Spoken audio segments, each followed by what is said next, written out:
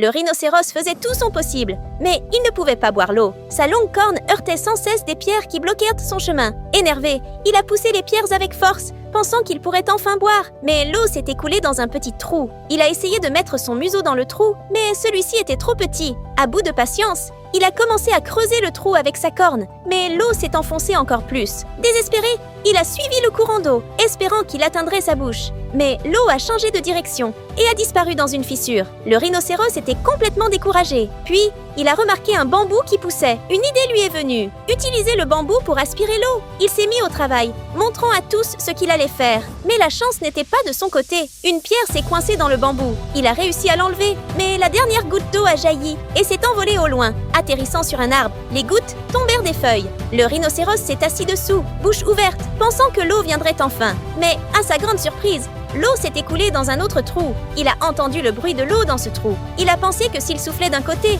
l'eau sortirait de l'autre. Mais son souffle n'était pas assez fort. L'eau s'est enfoncée encore plus. Le rhinocéros n'a pas abandonné. Il a continué à suivre le bruit de l'eau sans jamais l'atteindre. Épuisé, il a commencé à creuser un trou tous les 5 mètres. Et soudain, il s'est retrouvé face à un grand lac. Peu importe ta situation, n'abandonne pas. Dieu est avec toi. Alors si tu crois en Dieu, abonne-toi et aime la vidéo.